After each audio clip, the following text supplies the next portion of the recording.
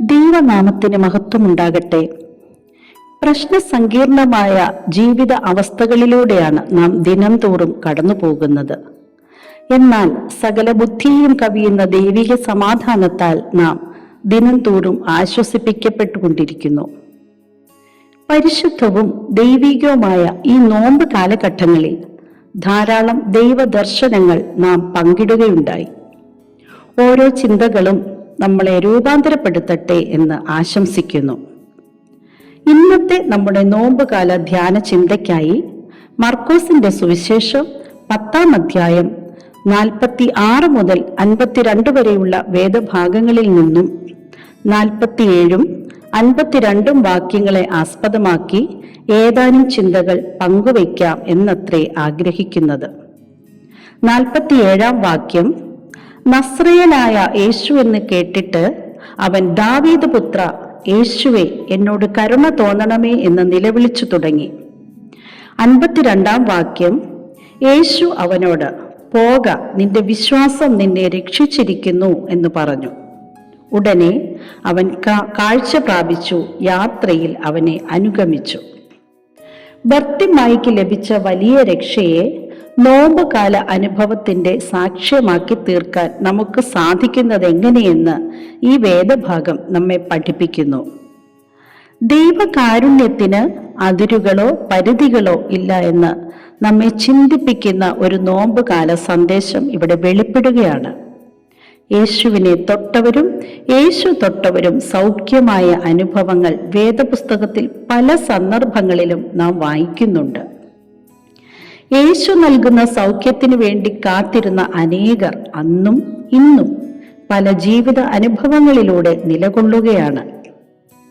എരിഹോവിൽ നിന്നും യെരുശലേമിലേക്കുള്ള യേശുവിന്റെ യാത്രാ സന്ദർഭമാണ് ഈ വേദഭാഗത്തിലെ പ്രതിപാദ്യം.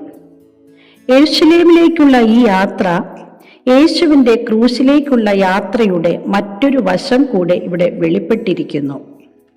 കുരിശനുഭവത്തിലേക്ക് സർവ്വലോകത്തിന്റെയും പാപത്തെ ചുമന്നൊഴിക്കുന്നവനായ ദൈവകുഞ്ഞാട് നടന്നു നീങ്ങുകയാണ്. മരണം സുനിശ്ചിതമായിരിക്കുന്ന വേള യഹൂദ പ്രമാണിമാരും പുരോഹിതന്മാരും ദൈവപുത്രനായ ക്രിസ്തുവിനെ ന്യായവിധിക്കും കുരിശുമരണത്തിനും ഏൽപ്പിച്ചു കൊടുക്കാൻ തയ്യാറായി നിൽക്കുന്നു. പുരുഷാരത്തിന്റെ ആർപ്പുവിളികളുടെ മധ്യത്തിൽ നുറുങ്ങിയ ഹൃദയത്തോടെ തന്റെ പിതാവിന്റെ നിശ്ചയം നിറവേറ്റാനായി നടന്നു നീങ്ങുന്ന യേശുവിനെ നോക്കി നിലവിളിക്കുന്ന ദയനീയ ശബ്ദം അവൻ തിരിച്ചറിയുകയാണ്. ആ നിലവിളിയിൽ ഒരു നിസ്സഹായന്റെ പ്രതീക്ഷ നമുക്ക് ശ്രവിക്കാൻ സാധിക്കും. യേശുവിൽ തനിക്കൊരു രക്ഷയുണ്ടെന്ന് അവൻ തിരിച്ചറിയുന്ന നിമിഷം. എന്നാൽ ആ നിലവിളിയെ ഒതുക്കുവാനും അവന്റെ ആവശ്യത്തെ തള്ളിക്കളയാനും അവനോടുള്ള അതൃപ്തി പ്രകടിപ്പിക്കുന്നതുമൊക്കെ നമുക്ക് കാണാൻ സാധിക്കും. എന്നാൽ സകല മനുഷ്യവർഗത്തിന്റെയും രക്ഷയ്ക്ക് വേണ്ടി ഭൂതലത്തിൽ ജാതം ചെയ്തവനായ യേശു ബർത്തിമായുടെ ശബ്ദത്തെ ജനക്കൂട്ടത്തിന്റെ ആരവങ്ങൾക്കിടയിൽ തിരിച്ചറിയുകയാണ്. സ്വന്തം വേദനയും ഉൾപ്പിടിച്ചിലും മറന്ന് പ്രക്ഷുബ്ധമായ തന്റെ ജീവിതാവസ്ഥയ്ക്ക് നടുവിൽ അപരന്റെ ആവശ്യങ്ങളും നിലവിളികളും ശ്രദ്ധിക്കുന്ന യേശു ബർത്തിമായുടെ കണ്ണുകൾക്ക് കാഴ്ച നൽകുകയാണ്. ദൈവകൃപയുടെ ആഴവും മഹത്വവും തിരിച്ചറിഞ്ഞ ബർത്തിമായി യേശുവിനെ അനുഗമിക്കുകയാണ്. ബർത്തിമായിക്ക് ലഭിച്ച കാഴ്ച അത് ക്രിസ്തുവിലേക്കുള്ള ദർശനമായി നമുക്ക് കരുതാം. ദൈവികമായ വെളിച്ചത്തിലേക്കാണ് അവന്റെ കണ്ണുകൾ തുറക്കപ്പെടുന്നത്.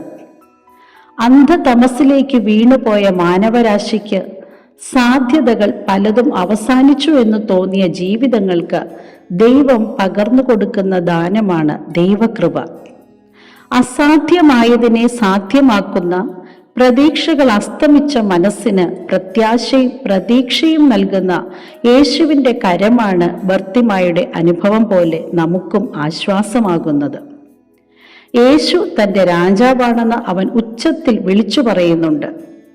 യേശുവിനെ അവന് ലഭിച്ച രക്ഷയിലൂടെ അനുഭവിച്ചറിയുകയാണ്. തൻ്റെ ജീവനും ജീവിതത്തിനും വില കൽപ്പിച്ച ക്രിസ്തു തന്നെ വിളിച്ചപേക്ഷിക്കുന്നവന്റെ നിലവിളികളെ മറികടന്നു പോകാതെ ആശ്വാസമായി ജീവനായി മാറുന്ന കാഴ്ചയാണ് നാം ഈ ഭാഗത്ത് കാണുന്നത്. ഹൃദയഭേദകമായ വിശ്വാസവിളികളെ അവൻ മാനിക്കുന്നു. ദൈവം തൻ്റെ കൃപയാൽ നമ്മെ വീണ്ടെടുക്കാൻ ഏകജാതനായവനെ ലോകത്തിന് നൽകി. വിശ്വാസത്തോടെ യേശുവിലേക്ക് അടുത്തു ചെല്ലുമ്പോൾ കുരിശിൽ യാഗമായ ദൈവകൃപയുടെ പരിപൂർണത, അസാധ്യമായതിനെ സാധ്യമാക്കുന്ന ദൈവകൃപ നമുക്കും ലഭ്യമായി തീരും. ദൈവകൃപയുടെ പരിപൂർണത ബർത്തിമായിൽ എന്ന പോലെ നമുക്കും സാധ്യമാകുന്നതിന് ദൈവത്തിൻ്റെ പരിശുദ്ധാത്മാവ് നമ്മെ ഓരോരുത്തരെയും സഹായിക്കുമാറാകട്ടെ. ആമേൻ.